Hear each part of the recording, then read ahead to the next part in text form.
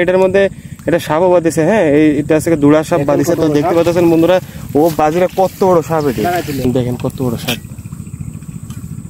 কামড়ায়, খুব কামড়ায়, গাল হাও করতেছে। দেখেন বন্ধুরা, এই যে দেখেন বন্ধুরা, গালের ভিতরে কিভাবে শৈল মাছটা বাইর করে দিচ্ছে। দেখছেন কত বড় শৈল মাছটা ওর গালের ভিতরে রাখছিল, তো বাইর করে দিচ্ছে। ও রে, কি রে, এ পুরো গিলে ফেলাই দিছে। ভাঙছে কি রে, শৈল মাছ বাঁধিছিল বন্ধুর উপরে যে দেখতে পাচ্ছেন, এই যে ভাঙা। হ্যাঁ, একটা মাছ বাঁধিছিল, এই যে ভেঙে চলে গেছে, বেরিয়ে গেছে। যখন আমাদের বিলে নতুন জল হয় তখন মাছটাও বেশি হয়, বেশিও পাওয়া যায়। আর এই বাইনাগুলো ভাঙে যাচ্ছে, পূরণ হয়ে গেছে। দেখতে পাচ্ছেন এখানে কতগুলো মাছ বেঁধেছে। সকালবেলা বেশি বাঁধে। বন্ধুরা দেখতে পাচ্ছেন, এই যে আর একটা আমাদের এসে টাকি বাঁধিছে আছে। এই যে দেখতে পাচ্ছেন আমাদের মাছ ধরার ফাঁদ বাইনিতে, এইটাতে টাকি বাঁধছে একটা। পাইতে দেখতে হবে কি আছে আমাদের কপালে।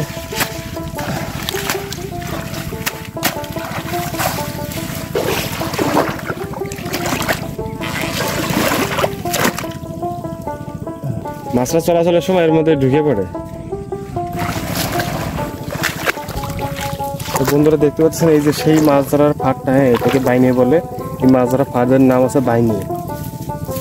ঠিক আছে, তো দেখেন এই মাছ ধরার ফাঁদটা কেমন দেখতে এবং কি বাঁধেছে। তো দেখতে পাচ্ছেন দুর্ভাগ্যবশত এটার মধ্যে একটা টাকি মাছ বাঁধিছে, যাকে একটা বাঁধিছে। আর সব হচ্ছে আপনার শামুক। তো অনেকে আছে যারা শামুক খান, তারা অবশ্যই কমেন্ট করে জানাবেন আমাদের। লাগলে আমরা কুরিয়ার করে পাঠিয়ে দেবো। ফ্রি সার্ভিস মানে কোনো টাকা পয়সা লাগবে।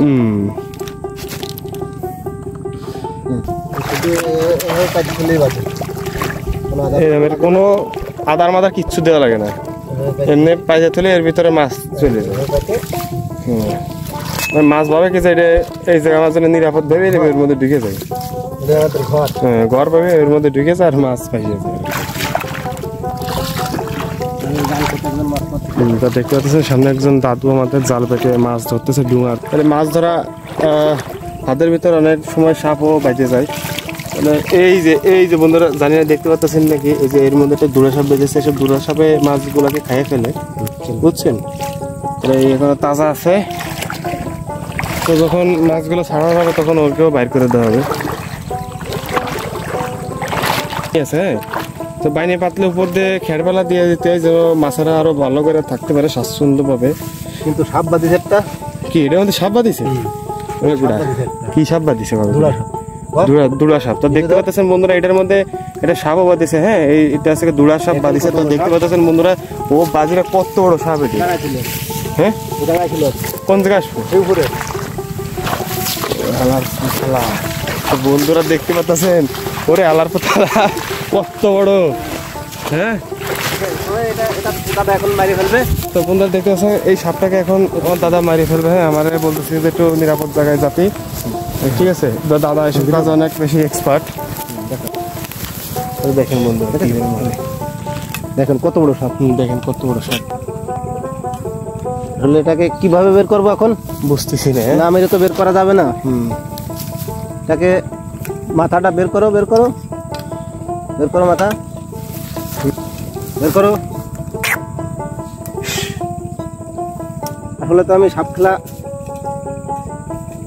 ডাঙায় হলি পরে ভালো ভাই দেখাতাম যে মাছ খাইছে, মাছ খেয়ে তো মোটা হয়ে গেছে। মোটা হয়ে গেছে। বুঝছো যে ওই দিক দিয়ে বাইর করতেছে নাকি? যা, ওকে ছেড়ে দেবো। ছেড়ে দিলে দাও। দাদা কিভাবে ছাড়বো? তাও তো কথা। কামড়ায়, খুব কামড়ায়, গাল হাও করতেছে। ভিডিও করে দেখতে পাচ্ছেন বন্ধুরা। দেখেন বন্ধুরা, এই যে দেখেন বন্ধুরা, গালের ভিতরে কিভাবে শৈল মাছটা বাইর করে দিচ্ছে। দেখছেন কত বড় শৈল মাছটা ওর গালের ভিতরে রাখছিল, তো বাইর করে দিচ্ছে। ও রে, কি রে, এ পুরো গিলে ফেলাই দিছে। ও বাজিরে, দেখছেন বন্ধুরা কত হিংস্র সাপ, দুড়া সাপ। কিভাবে বের করবো? ও তো বাইরে হতেও পারতেছে না।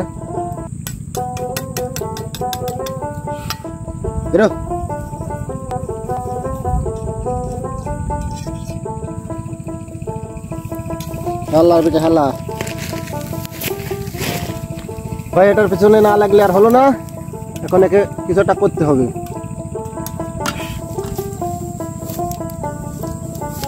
চলে গেছে ভাই। তো বন্ধুরা সাপটা চলে গেছে ভিতরে। বন্ধুরা দেখতে পাচ্ছেন শোল মাছ, বড় একটা মাছ গিলে ফেলছিল পুরো, ফেলে দিতে পারে। ওরও কিচ্ছু করার নাই। বাইনেটা তো ভেঙে গেছে, এখন কিভাবে সারবো? এটা তো ভেঙে গেছে, একটা ভাঙিছে, তারপরে একটা ভাঙিছে, এই যে দুটো ভাঙিছে। কি আর করে আমরা পারবো এখন এই যে বানিয়ে একটা দিতে হবে, বুঝছো? মানে এইটা অন্য জায়গা দিয়ে ওই জায়গাটা তো ওইটা নিয়ে আসি।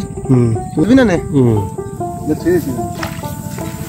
মাছ তো আর বাঁধে না, বাঁধে খালি সাপ। তো বন্ধুরা দুর্ভাগ্যবশত কিছু বাঁধে নাই, তো কি আর করা।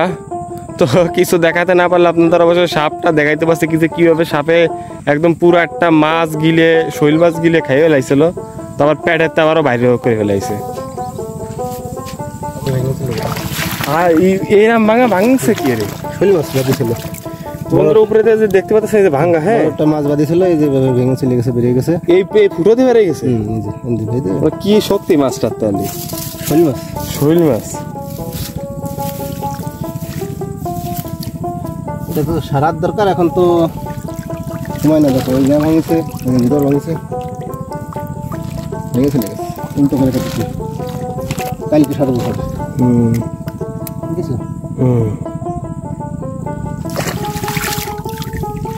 মাছকে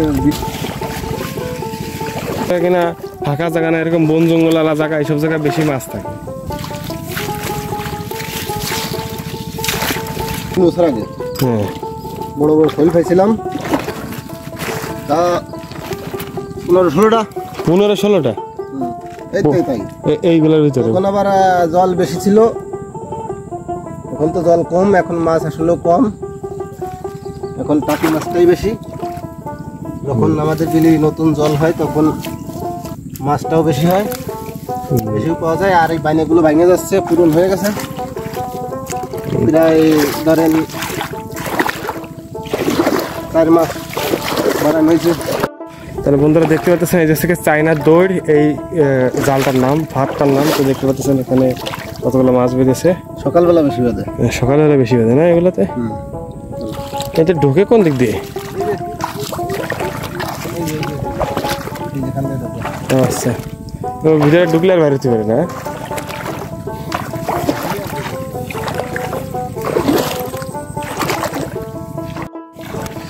তাহলে বন্ধুরা দেখতে পাচ্ছেন আজকে কিন্তু আমরা তেমন কিছু পাই নাই, কারণ পাইতে হলে কপালও লাগে। হ্যাঁ, আজকে কপালে ছিল না দেখি আমরা তেমন কোনো মাছ এই ফাঁদে পেলাম না। ঠিক আছে, তো আমাদের যে কিনা লাস্ট ফাঁদটা ছিল, তো এটা আমরা এখানে পেতে থুয়ে যাচ্ছি এখানে। ঠিক আছে, সেট করে থুয়ে যাচ্ছি।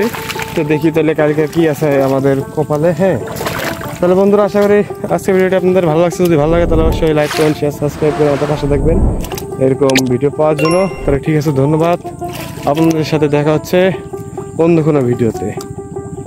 তাহলে বন্ধুরা দেখতে পাচ্ছেন বিদেশি লোকরাও বাইরের থেকে আমাদের গ্রামে ঘুরতে আসে, এখানে আমাদের মাঠটা ঘুরতে এসেছে। হ্যাঁ, তাহলে হ্যাঁ ভালো আছেন?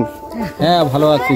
হ্যাঁ, তাহলে বন্ধুরা দেখতে পাচ্ছেন এই চারপাশ দিয়ে শুধু কত সুন্দর আর কি পরিবেশ এখানে, এবং রসুনের ক্ষেত, পিঁয়াজ এবং রসুন। এখানকার কৃষক সুন্দরভাবে পরিশ্রমের মাধ্যমে এই কৃষি খামারটা করেছে। এখানে বেশিরভাগই হচ্ছে পেঁয়াজ এবং রসুন, এবং নিচু এলাকায় যেখানে পানি বেঁধে থাকে সেখানে ধানের চাষ করছে, এবং অতি সুন্দর পরিবেশ এবং আবহাওয়া অনুকূলে আছে বিধায় এবারকার পেঁয়াজ রসুন চাষিদের পক্ষে খুবই ভাগ্যজনক হয়ে দাঁড়াইছে।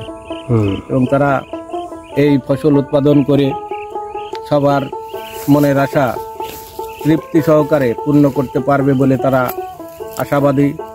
যদি পরিবেশ অনুকূলে থাকে, তার বৃষ্টিবাদল না হয়, তাহলে চাষিরা সমস্ত ফসলগুলো তাদের ঘরে উঠাতে পারবে।